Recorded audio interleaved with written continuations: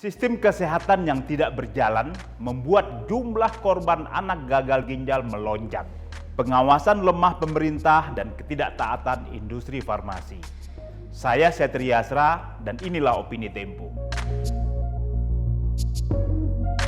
Hal yang jauh lebih mengkhawatirkan dari kematian ratusan anak akibat gagal ginjal akut adalah tidak berjalannya sistem kesehatan negara ini. Jumlah korban bocah akibat meminum obat sirup mengandung bahan berbahaya itu semestinya bisa ditekan jika semua elemen dalam sistem kesehatan menjalankan fungsinya. Pembenahan sistem dan personel mesti dilakukan untuk mencegah kejadian ini berulang. Setidaknya 157 anak meninggal dari 269 kasus gagal ginjal akut dalam beberapa pekan terakhir. Kematian itu disebabkan oleh obat sirup sejumlah merek dengan kandungan etilena glikol dan dietilena glikol, zat kimia yang berefek toksik jika dikonsumsi melebihi batas aman. Pemerintah melarang peredaran semua obat sirup selama beberapa hari terakhir setelah serangkaian kasus kematian mengemuka ke publik. Meski terlambat, pelarangan obat sirup hingga dipastikan aman memang sudah semestinya dilakukan. Jumlah kasus kematian anak akibat gagal ginjal akut sudah terlalu banyak, bahkan jauh melampaui Gambia, negara di benua Afrika yang mengalami kasus serupa.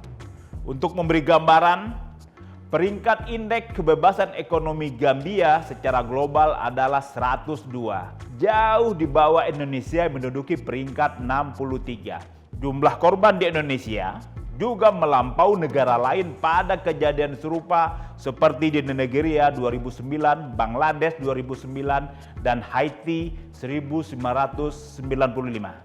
Keterlambatan itu merupakan bukti tidak bekerjanya alarm pada sistem kesehatan ketika peristiwa tak normal terjadi.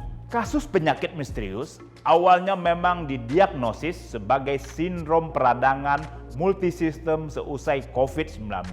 Menurut Ikatan Dokter Anak Indonesia, dugaan itu terpatahkan ketika penderita gangguan ginjal akut tidak membaik setelah dilakukan tata laksana penanganan dan pengobatan corona.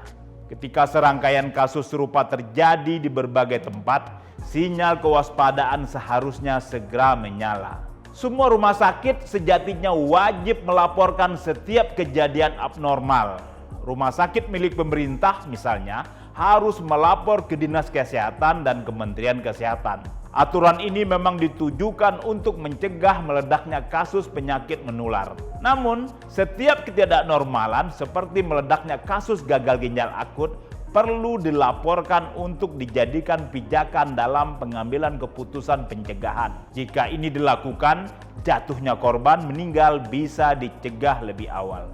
Persoalan utama tentu saja ada pada pengawasan oleh pemerintah dan ketaatan industri farmasi pada good manufacturing practices. Dalam hal ini, Badan Pengawas Obat dan Makanan (BPOM) tak bisa lepas dari tanggung jawab dengan berkilah bahwa tidak ada ketentuan internasional yang mewajibkan pemantauan etilena glikol dan dietilena glikol.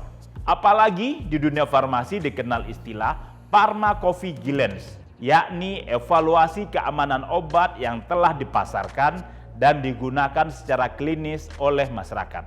Pemeriksaan berkala mutlak dilakukan, mengingat hampir semua bahan baku obat di Indonesia didatangkan dari luar negeri, terutama dari India. Kelemahan BPOM makin terlihat setelah meledaknya kasus kematian anak akibat gagal ginjal akut. Lembaga ini tidak dari awal memberikan penjelasan tentang obat sirup yang dianggap menjadi penyebab. Baru belakangan BPOM menyebutkan ada 2 produsen farmasi yang bakal ditindak secara pidana. Melihat kelambanan ini, sulit ditolak spekulasi bahwa badan tersebut mendapat tekanan dari perusahaan-perusahaan farmasi pemegang aneka merek obat sirup. Produsen obat menanggung kesalahan terbesar dalam meledaknya kasus kematian anak ini. Mereka terbukti tidak menjalankan proses produksi dan kontrol yang baik guna memastikan keamanan obat. Tindakan perusahaan farmasi mengganti bahan baku yang lebih murah seperti yang disebutkan Kepala BP POM Penny Lukito, telah membahayakan nyawa anak. Sudah seharusnya mereka yang bertanggung jawab atas kesalahan ini mendapat sanksi pidana. Pemerintah perlu membenahi alur pengadaan bahan baku dan pemasaran obat. Berkaitan dengan keselamatan jiwa banyak orang, industri farmasi harus mematuhi berbagai regulasi. Pemerintah harus pula mengawasinya dengan ketat. Tanpa pengawasan ketat oleh personel yang tidak memiliki benturan kepentingan, aturan-aturan itu bisa diakali. Akibatnya, keselamatan masyarakat akan selalu terancam. Ratusan kematian akibat gagal ginjal akut hanyalah satu contoh. Simak opini dan liputan selengkapnya hanya di majalah.tempo.co.